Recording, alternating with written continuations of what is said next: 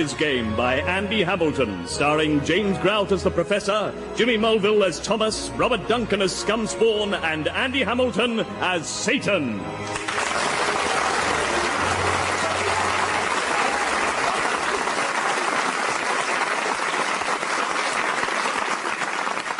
So every day I would go to the British Museum and I would think and I would write, and eventually I honed and perfected the theory that I expounded in Das Kapital. That through an inevitable dialectical process, capitalism would be overthrown and replaced first by socialism and then ultimately by a classless society. And there's no doubt it was one of the great theories of history, Marxism. And did it work? Sorry? After my death, did it work as I predicted? Only I did once ask Satan whether Marxism had worked, but he just said, well, it worked for me, and walked away giggling.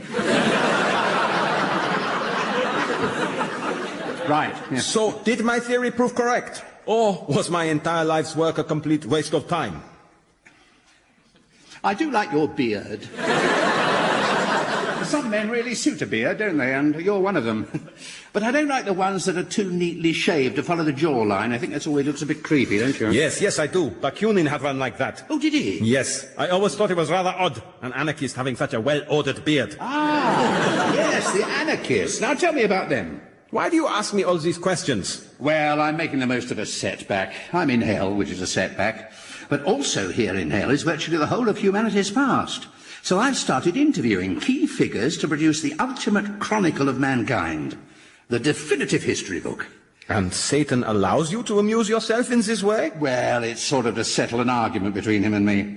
He says that human history is a pointless thing to study because man is incapable of learning from his experience. But of course man learns from his experience. Well, obviously. And through that process of empiricism, he moves inexorably towards a more perfect and humane society. My theory proves that, doesn't it?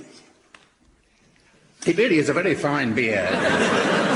Distinguished and yet... My theory was a success, wasn't it? Well, yes, to an extent. In fact, in 1917, there was a revolution in Russia, and the world had its first socialist government. Aha, the first stage, as I predicted. Indeed. And what happened after that? I don't like pointy beards, though. What happened after that? Oh, look, here comes Satan. That's nice. All right. Keep the noise down and stay in single file, all right? Who were all this lot? Oh, it's a delivery for you. More historical figures for you to interview. Let's see, I've got Alexander the Great, Cesare Borgia, Saladin, Cortez, Bismarck, and representing the little ladies, Queen Boadicea. Oh, she hates that. Just look at her face. I'll have you, Satan! Yeah. Stay out of this, babe. It's man talk. Now she's frothing at the mouth there. Look. I'll just stash them in this pit over here. You're being very helpful with my project. Yeah, well, I am amused by its futility. Well, I'm really enjoying it. It's a fascinating opportunity to get first-hand eyewitness accounts and then use them to do a detailed analysis of the past. Ah, yes, the past. But, objectively speaking, what is the past? Well, I'll answer my own questions, if you don't mind, thank you. You see, the past it is an illusion. It's here for a moment, as the present, and then it's gone, like a soap bubble. There's nothing to analyse or learn from... No, but that's nonsense. The past lives on in documents, in artefacts, on film. But who writes the document? Who commissions the artefact? Who points the camera? Humans. Dodgy little flesh-covered creatures who bend and twist and reinterpret and are generally as dependable as David Beckham. No. You cannot point at any one thing and say truthfully and objectively that there, indisputably, is the past. Oh, yes, you can. You can point at a star. Stars are images from the past that live in our present. All right. Not counting little sparkly lights in the sky. All right. You have to accept the validity of my argument. Now, what about genes? Genes are fragments of the past that shape us in the present. For instance, human DNA contains genes that originate from when our ancestors were prehistoric squid. All right. Disregarding sparkly lights and tiny bits of very old squid, you have to acknowledge the validity of my argument. What, that the past has no value? Yes. That's cobblers, I'm afraid. I mean, the past maps human experience. We learn from it and chart the future. My book will show that. Yeah, well, I look forward to your disillusionment. I'll drop by some more giants of history later. No, cheers. Including Emperor Hirohito. He would have been in this batch, but he was still only halfway through his scourging. Yeah. Japanese people take longer to scourge. Why is that? Well, it's their culture to always be polite, you see. So you're never quite sure if they're screaming because they're actually in pain or because that's just what they think you want to hear. Yeah. Have you got everything you need? Yes, thanks, yes. Yeah, have you finished with Karl Marx? If so, I'll return him to the pit of fools. Well, I haven't quite covered everything that I wanted to, but... No, you still haven't told me. Told him what? Whether my Marxist theory proved correct. What happened after the socialist revolution in Russia? I'd rather not say. You can't do that to me! Look, Carl, you have to respect the prof's decision, OK? He's a man of judgment and integrity. Oh, thank you. Yeah, if he chooses, everyone decided socialism was a crap idea and scrapped it, that's because he doesn't want to upset you. All right. Honestly. Now, look what you've done. He's gone into shock. Carl, are you all right? They decided it was a crap idea? Yeah. In fact, they've retitled your book Das Crapital.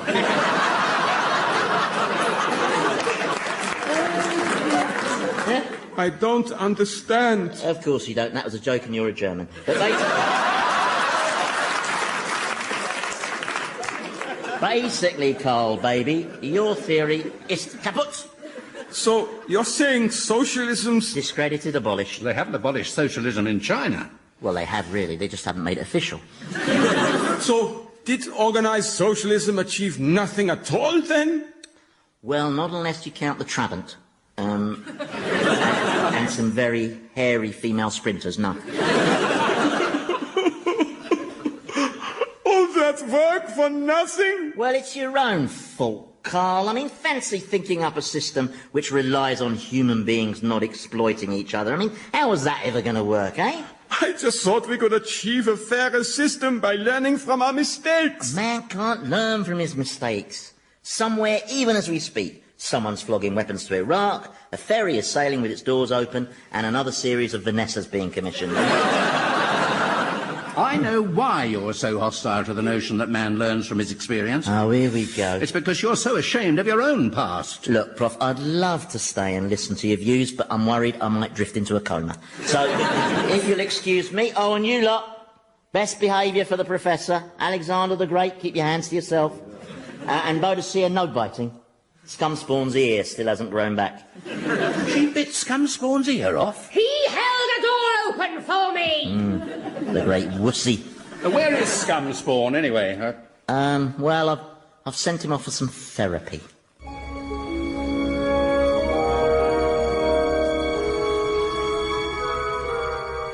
Therapy? Yes. Satan says that I've forgotten how to think like a demon, so he suggested I spend some time with you. And what's in it for me? He said you'd ask that. He said that for as long as I'm shadowing you, he won't fill your pubic hair with fire ants. Or make my toenails grow inwards till they come bursting out of my buttocks? No. Or replace my tonsils with chili peppers? None of that stuff, no. Well, all right then. I mean, strictly between you and me, I'm not sure this will work, you know? Why not? Well, because I'm not the amoral, egocentric creature I once was, you see. Now, the Professor's been pursuing my moral education, and I've discovered the deeper, more spiritual side of my personality. Damn. Sorry about that. I must say it's very rewarding becoming a more rounded individual. Is it? Ah, yes. For instance, I just finished reading the Bible. Never read it before. The Professor gave me this copy he found. He found a Bible? In hell? Yeah. A Gideon's Bible. They pop up everywhere, don't they? Have you read the good book? Oh, no. Satan won't let us. He says it's Israeli propaganda. No. Is it a good read, the Bible? It's okay. To be honest, it tails off a bit after the death of the hero. Right. Yeah. Yes, he hanged himself from a tree with 30 pieces of silver in his pocket. It's very sad. So, what you're saying is that I can shadow you, but you can't guarantee to behave with your formal venality. I'm afraid not, no. But for you, I'll give it my best shot. Just for old time's sake. Oh, cheers.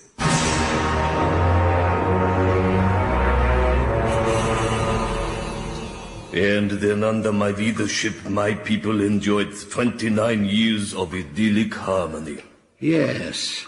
That's not quite what happened, though, is it, Comrade Stalin? I'm sorry? Well, what really happened was that you murdered millions of your own people. Says who? Says who? Says the facts. I mean, it's there in black and white in the history books. Not in my history books, it isn't. Could I possibly just say a word here? Oh. Carl, I thought I told you to wait over there. It won't take a moment. Do you recognize me, comrade? Well, your face rings a bit of a bell. I'm Karl Marx. Karl Marx. Karl Marx. No, don't tell me... You totally discredited Marxism! Have you no compunction for the misery you caused? Have you any idea how cold it was in that sodding museum library? I froze my ass off for years working on that theory. All right, Carl, now. All that time! Come on. Wasted! I could have been dating women! Taking nice holidays! I could have learned to play the saxophone! People always say that. Well, I could! Oh, shut your trap, fuzzy face. All right! No. Leave him, Carl. It's not worth it. Yo, Prof, how's the research going? Well, we've hit some ideological differences. Oh, yeah. My money's on Karl Marx. Theorists have more suppressed rage in them, you know. Come over here, because they'll be fighting for ages, yeah? Now, Professor, I have got another very interesting selection of historical subjects for you. Oh, yes? Yeah, chosen purely at random. I've got Attila the Hun, Caligula, Emperor Bokassa, Pol Pot, Jack the Ripper. Yes, a bit of a theme seems to be developing, doesn't it? And a theme? Yeah, I know what you're up to. You're trying to skew my history towards your point of view by bringing me the most evil examples of humanity you can find. Men who've contributed nothing whatsoever. Well, that's not fair. I mean, take Attila there. Now, he's a dwarf. Who led his hordes across Europe, massacring millions of innocent people. Ah, yes. But in so doing, he completely changed the public's perception of what disabled people can achieve. Yeah, you see. And then there's Caligula. Yeah, a psychopathic tyrant. But a great after-dinner speaker. He has got some wonderful anecdotes. I tell you, he does the voices and everything. He's brilliant. Oh, just admit it. You're trying to novel my book. Why would I bother to do that? Because if I successfully write up man's story as one of progress and hope, then it will just underline the bleak nihilism of your own existence. And that thought terrifies you. I'm the Prince of Darkness, Prof. The only things that terrify me are the wrath of God and motorcycle couriers. All right, I'm certainly not scared of some silly little book. Well, prove it. Let me choose the interviewees. All right, who do you want to do next, then? Thomas Jefferson, assuming he's down here. Well, of course he's down here. He's a politician. What do you want to interview him about? Well, I think he could make some interesting contributions to my first chapter. It's going to be about idealism. Good idea. Start with something funny. Get the reader hooked, yeah. Like Karl Marx, Jefferson witnessed that extraordinary process where an ideal spawns a new political system. Are you sure you wouldn't rather talk to Caligula? He got this very funny story about how he disemboweled his sister and ate her baby. That's right, isn't it? Actually, it was her unborn baby. Well, there you go. Even funnier. I want Jefferson. Oh, you're no fun anymore. Do you know that?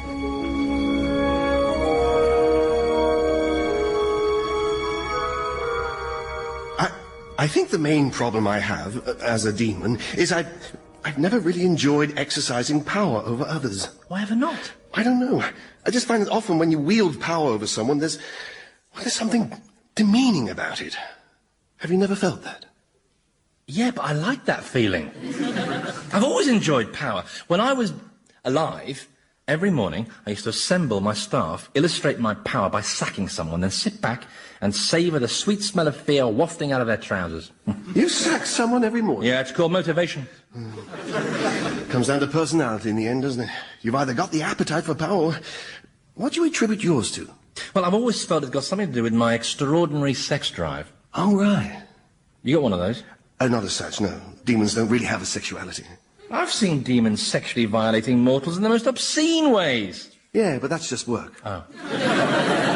We don't derive any pleasure from it. Shame. So, how extraordinary was this sex drive? Well, put it this way.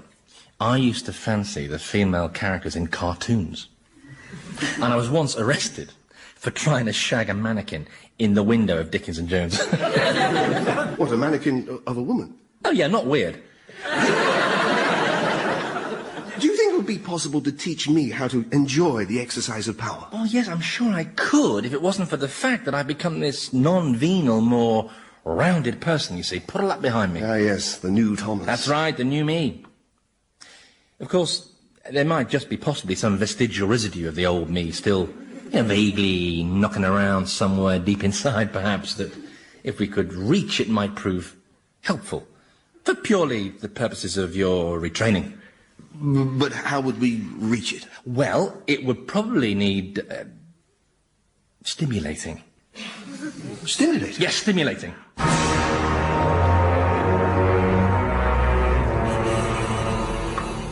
And the funny thing was, as I started to write out the Declaration of Independence, I ran out of ink halfway through the sentence, "We hold these truths to be self-evident, that all men are born equal." I had to send my slave out to get some more. Oh, how terribly amusing. Yeah, but once I had penned that clarion call to abjure the rank contagion of heinous absolutism, I knew we had given birth to a dream. And that dream grew into America, most dynamic, powerful nation on earth. A shining beacon to the world, no doubt. I wish I could see it. Ah, now, I can arrange that. Where have you brought us? I know this room. This is the White House. Mm-hmm, and that man over there is the current president of the United States, William Jefferson Clinton. Jefferson? Oh, well, I can see from his furrowed brow that he's discussing weighty matters of state. Obviously, Mr. President, the interview will range widely across major topics, the Middle East, Kosovo, and, of course, on the most sensitive conflict of all, it's very important that once again you get your message across. I know, and my prime assertion, the foundation of my whole argument is, as always, my contention that I did touch your breasts, but with no intent to arouse. What's he talking about? Weighty matters. That's right, Mr. President. Remember, Mr. President, your position is that basically you were merely masturbating and she just happened to get in the way. It was an unfortunate collision. Oh, my God, who are these people? Okay, now what's the other important thing to remember, Mr. President? Every time I lie, I must try not to blink. He is a disgrace to the presidency.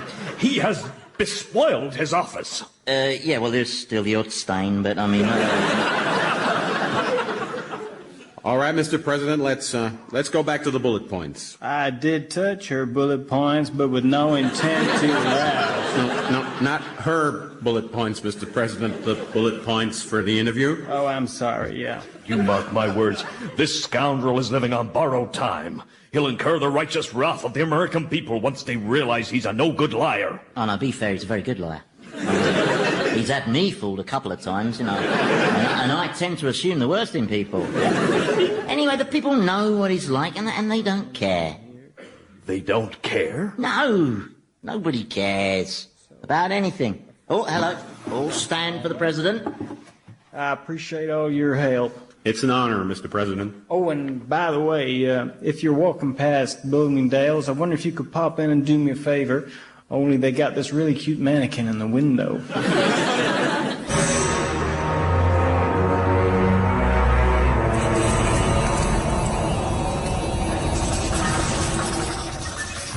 Hey, dude, how's the definitive history book coming along? Oh, all right. Oh, that bad, eh? What are you writing up? Oh, it's notes from the last interview I did. It's with a Nazi who claimed he was only obeying orders. Oh, they all said that. Yes, but this was Hitler. I learned absolutely nothing from him. He didn't address any of the important historical issues. He just kept ranting and raving about the lyrics of Colonel Bogey. Well, I did warn you that this little book of yours was as pointless as a papal penis, didn't I? You see, your basic problem is human beings. They lie. They lie to each other, they lie to themselves. And all those lies mean no one can really know the past, not even their own. Oh, well, that's nonsense. At the very least, we know our own past. We were there. Ah, yes, but did you have a very good view?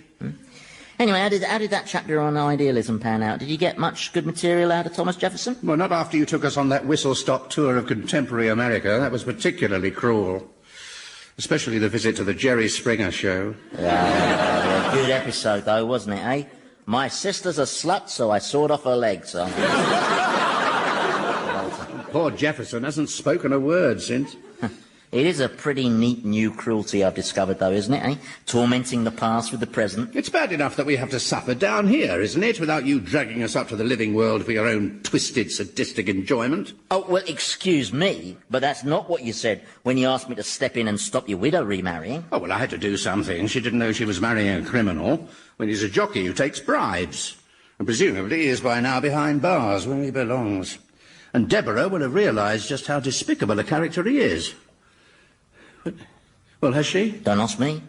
Well, you could find out what's happened. I mean, you could take me to see if she's... Oh, no, I wouldn't want to drag you up to the living world just for my own twisted, sadistic enjoyment now. No, it's all right. I mean, I don't mind. I mean, this is different. Oh, please, take me. Listen, Prof, maybe there are just some things you have to accept that you're not meant to know. Well, I just want to check everything's turned out okay. All right. But this will all end in tears, I'm pleased to say.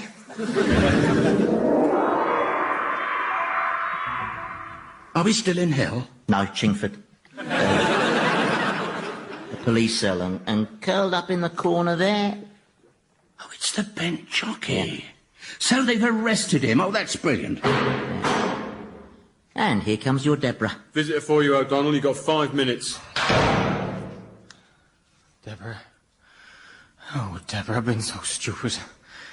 It was my last season racing, and well, my sister Rose is seriously ill in a clinic in Ireland, and it is a good clinic, and I knew with the money and all from the race fixing, I knew there'd be no worries about paying for her to stay there, and I know I should have told you, but I just didn't want to get you involved. Did you know about this ill sister? Yes. Well, why didn't you tell me? You never asked. So, anyway, Deborah, I'll understand if you never want to see me again. Do you know what I do in difficult situations, Rory? I try to imagine what my darling Richard would have advised me to do. Oh, that's my girl. But I know that if he was here now, he'd tell me to stick by you. What? Because I love you. I would never tell you to do that. Well, I just can't abandon you. Yes, you can. Look, tell her, go on. What? I mean, tell her I'm here now and my advice is to give him the elbow. Well, no. I mean, go on. I mean, take some form and get a message to her. I know you could. Look, I really think that perhaps we should go. Well, Deborah, I'm speechless. I don't deserve your love. Shh. Now listen, when my Richard died, I thought I'd never love anyone again, because he was a wonderful man. Oh, bless her. He had a marvellous life, and I loved him very much, loved him deeply. Oh, I know, Deborah. Even though he never really excited me. What? I didn't have, the passion for him that I have for you.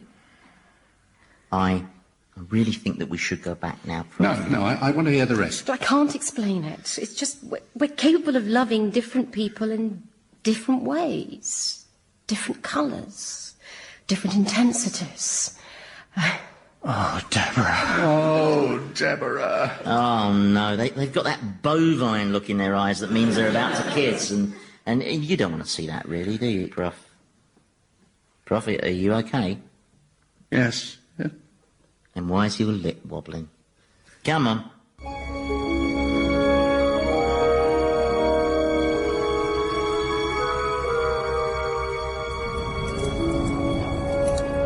Ah, here we are.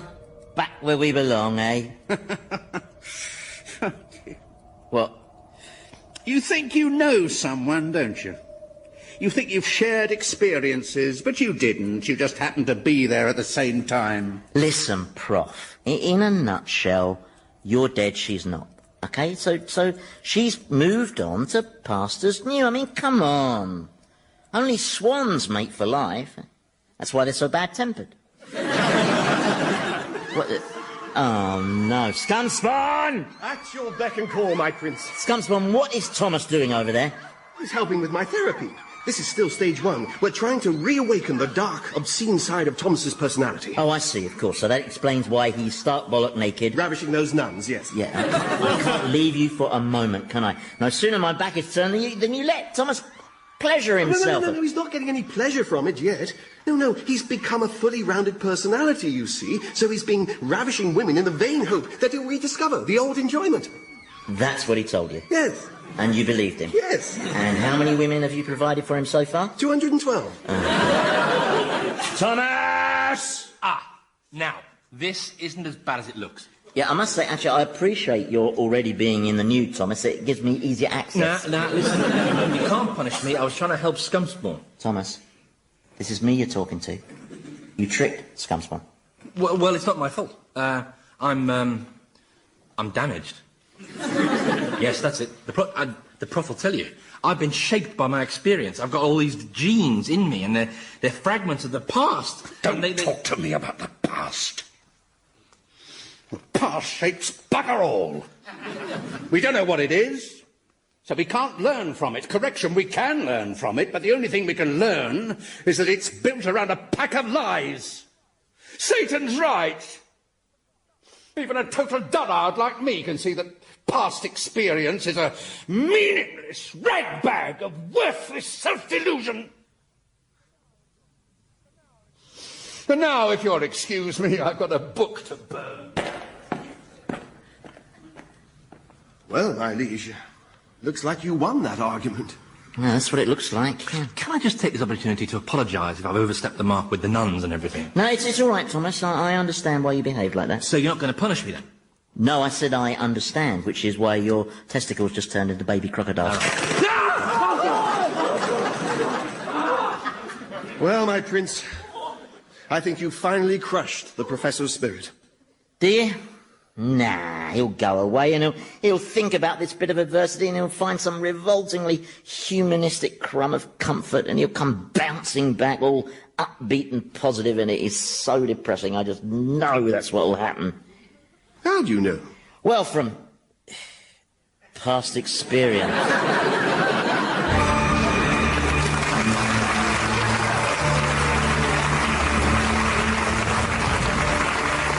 Old Harry's Game featured Andy Hamilton as Satan, James Grout as the Professor, Jimmy Mulville as Thomas, and Robert Duncan as Scumspawn, with Felicity Montagu, Philip Pope, Nick Revell, and Michael Fenton Stevens. The programme was written by Andy Hamilton and produced by Paul Mayhew-Archer.